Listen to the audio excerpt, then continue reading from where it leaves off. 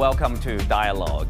The International Monetary Fund has warned that the U.S. government debt of $35 trillion is putting the entire global economy at risk. But as the elevated debt sends fresh worries to the global market, both Democratic and Republican lawmakers are unusually quiet about the issue, even during this election year. How will the mounting U.S. debt affect the global economy? Can the U.S. fix its problem anytime soon? And what are the consequences if the U.S. is unable to repay its debt? Join us for discussion today, live from Beijing. I'm Xu Qianduo.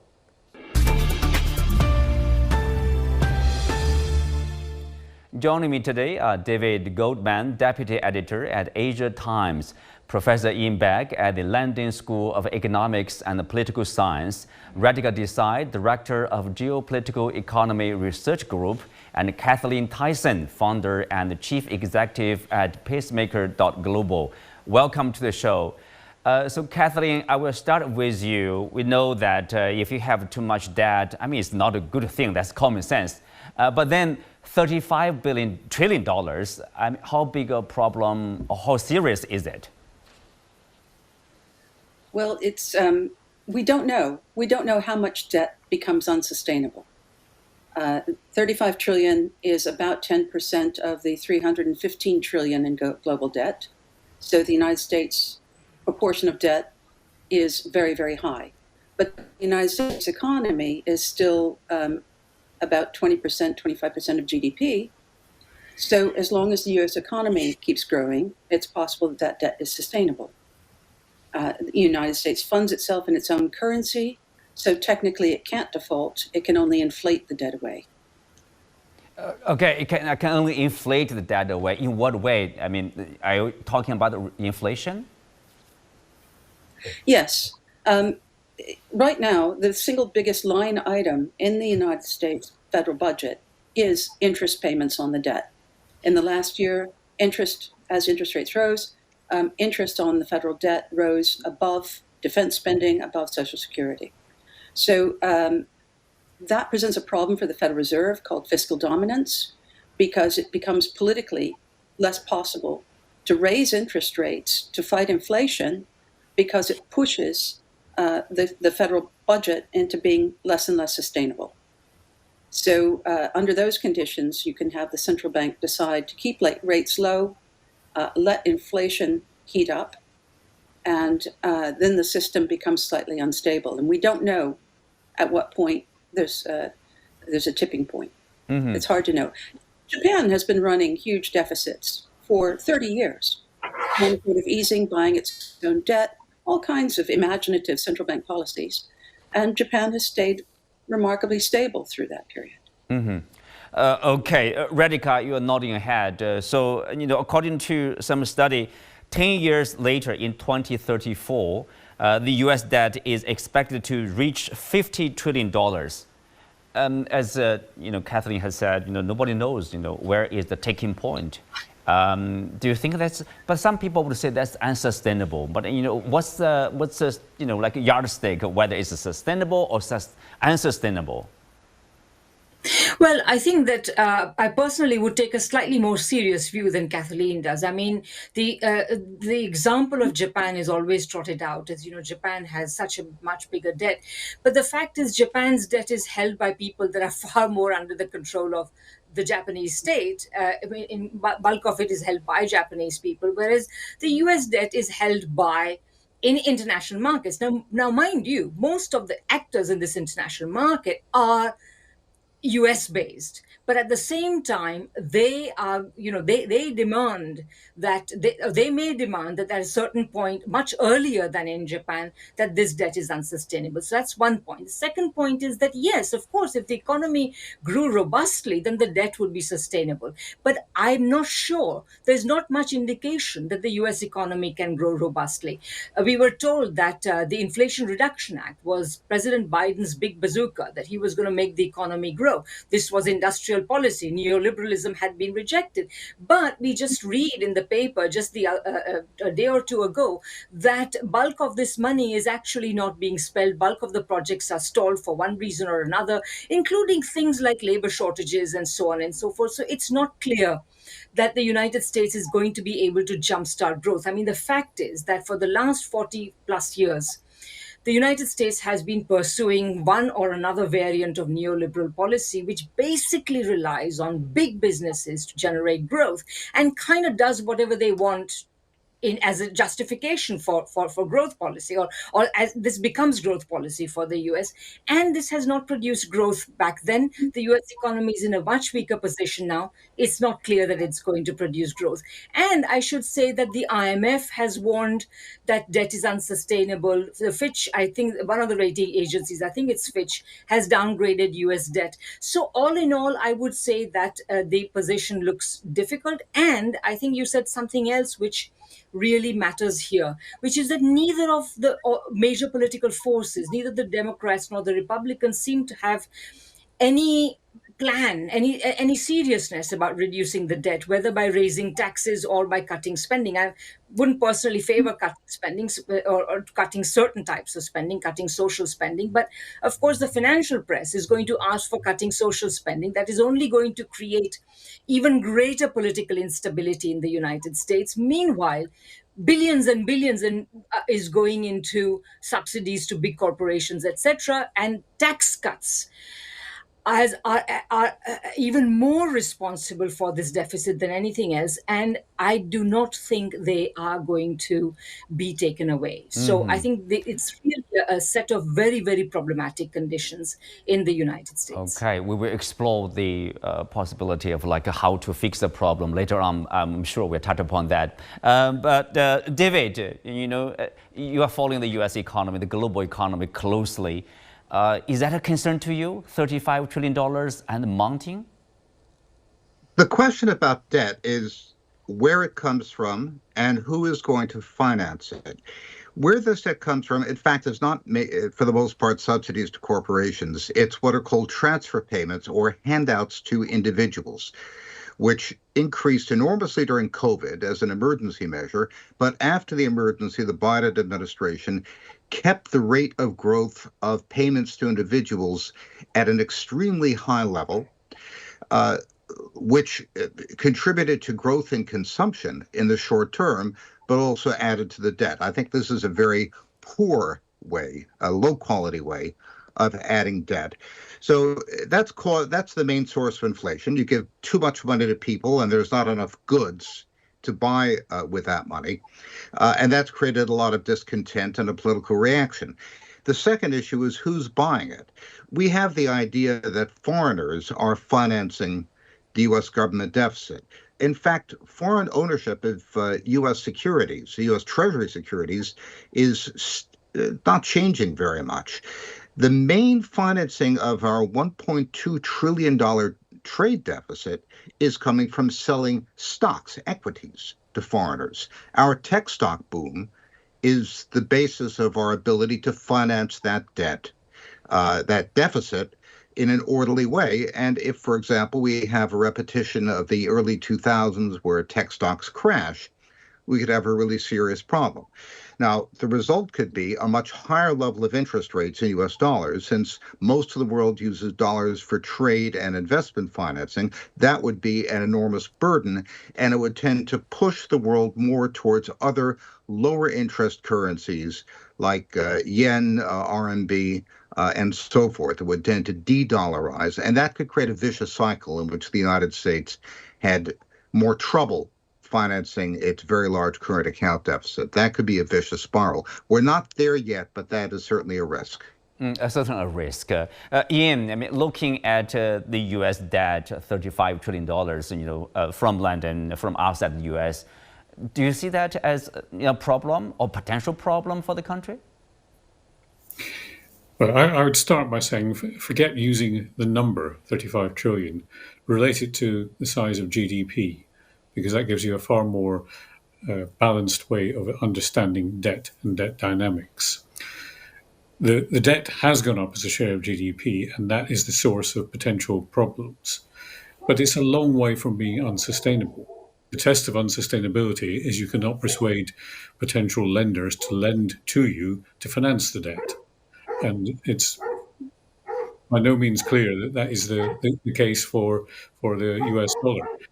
In the past, the US has been described initially by Valéry Giscard d'Estaing, a former French president, and later by Barry Eichengreen, a very well-known economist, as an exorbitant privilege.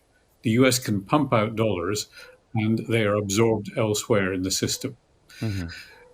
The US is unique in this. No other currency has that capability. So I think we have to recognize that the US position is very sustainable in the short to medium term.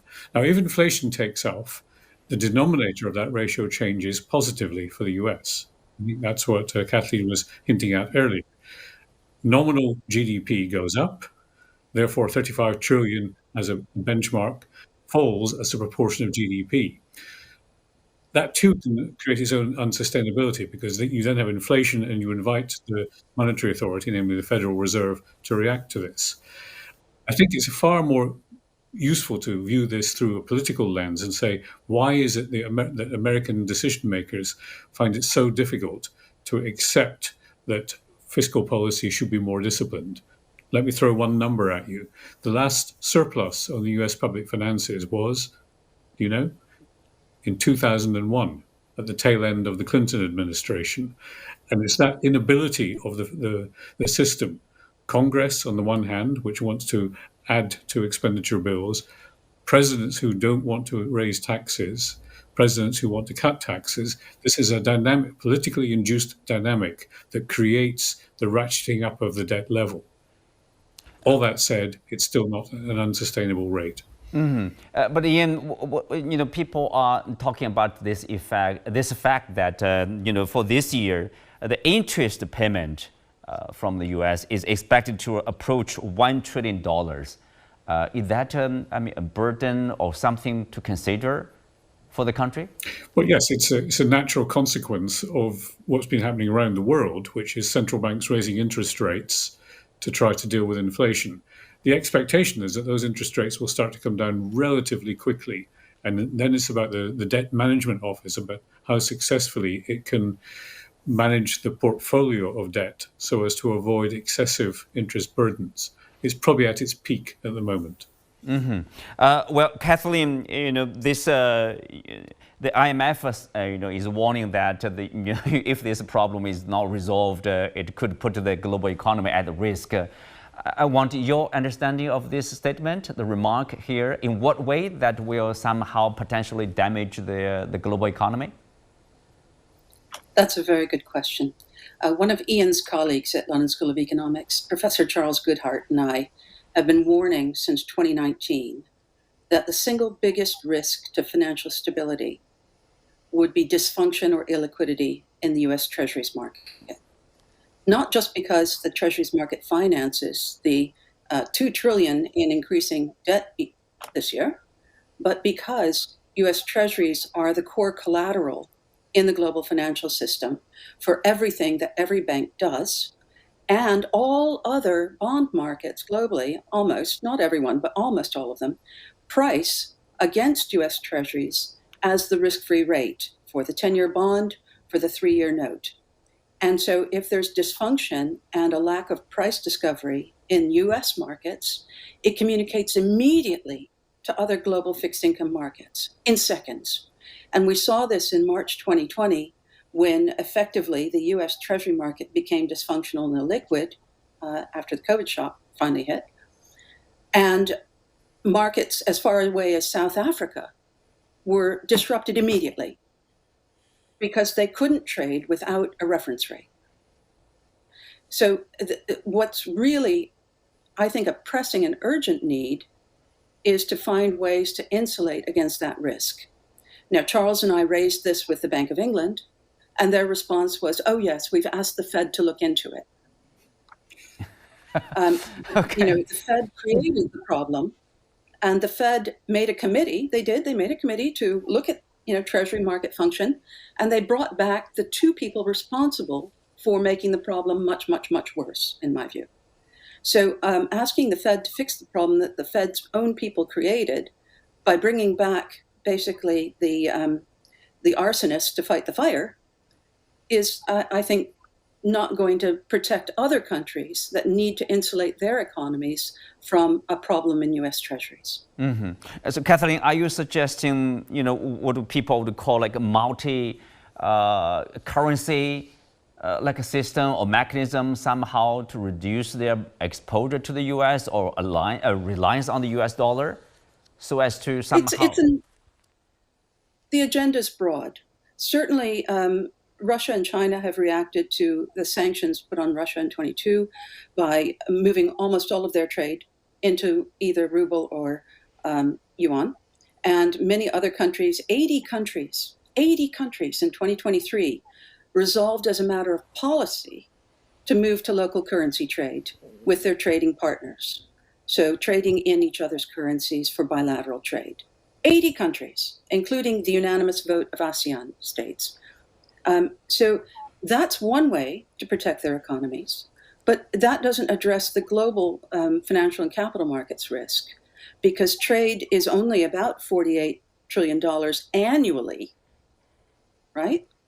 But the turnover in the interbank repo markets is $18 trillion a day. So 3 days of repo trading is all of global trade. The foreign exchange markets settle an average. I built CLS Bank, this one I know. I designed their systems. The foreign exchange markets settle 7.5 trillion a day in foreign exchange settlements in just 18 currencies. So, if there's instability in the collateral in the core systems of U.S. Treasury, that communicates to the repo market instantly as a margin call, making all interbank credit illiquid. It communicates instantly to foreign exchange settlements and clearinghouses that require on margin collateral to support derivatives positions and trading positions. So it's a systemic problem. It's not something that you can just do one thing to fix. Mm-hmm. Okay, Iain, so obviously the UK and the European countries are also one way or the other affected by the US faction in terms of financial policy, the US dollar? Yes, so there is a degree of separation for the euro in that it can pursue a separate policy on both debt issuance, which is largely at the individual country level, countries like Germany, France, and so on. But there's been a relatively new phenomenon of EU-level debt issuance. It's insulated in part from the US dollar, but what you have to recognize is dollar dominance. Something like 60% of global reserves are still today dollars, 20% or so euros, and then a handful of other currencies with relatively small amounts making up the difference. You don't transform that overnight. The dollar is not going to cease to be the benchmark for the global economy, not even overnight, over a 5 or even 10-year period. So I think Kathleen's right in pointing to the potential problems of instability. But I'm relatively sanguine about the possibilities here. I don't think we're going to see anything too dramatic happening unless there is a further round of, shall we say, cavalier policies by American administrations. And here there's an interesting dimension to all of this, which is that in other parts of the world, there's been something of a revolution in fiscal policy of trying to have much more fiscal discipline, of having separate bodies to monitor, what we call fiscal councils, and commitments to fiscal rules. Now, you don't really see any of that in the US. Maybe that's the underlying problem. Mm-hmm. David, go ahead.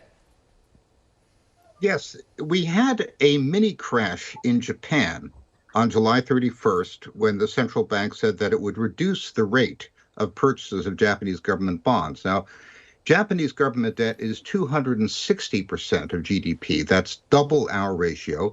Half of the debt is owned by the central bank. And the moment the central bank said, well, we might slow down the purchases, the stock market dropped by 20% in 2 days.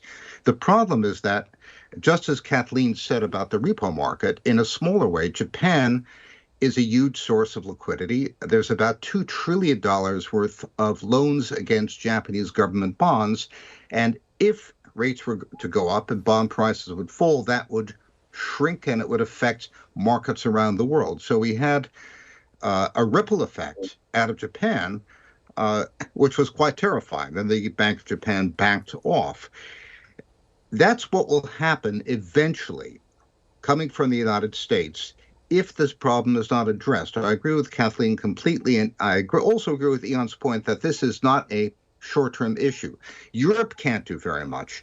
The political will to do joint debt issuance, so-called cumularization of the debt, really doesn't exist. So you've got the German market, which is fairly small for government bonds because they haven't had big deficits, and other markets which are kind of dodgy because they've had too much deficits.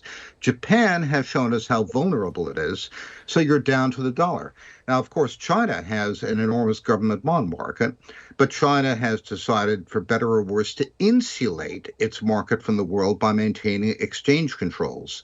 So China is in no position to replace the United States as a global provider of liquidity until such time as it decides a different policy. That means that if you had such a crisis, what you'd see is the kind of emergency measures that were taken in response to sanctions, government-to-government swap lines to maintain essential trade, but real pain in asset pricing markets. So I would look at the Japan events of the first week of August as a foretaste of what we might get if the problem's not addressed in the U.S. It's not something to envy, right? No, not at all.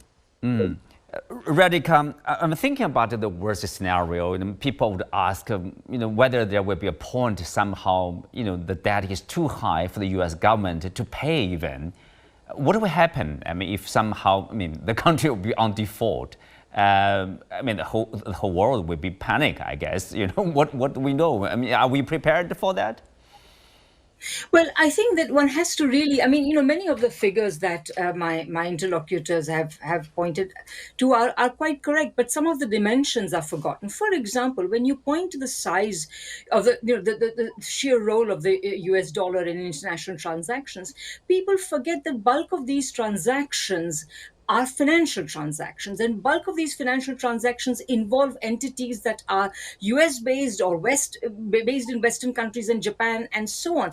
Most other countries in the world operate through some or the other form of capital controls, and they do not have the same extent of exposure to these financial markets. And as countries more and more begin to use one another's currency for trade and real productive investment purposes and so on, their connection with this largely casino style operation will be reduced, and I think that process is already underway.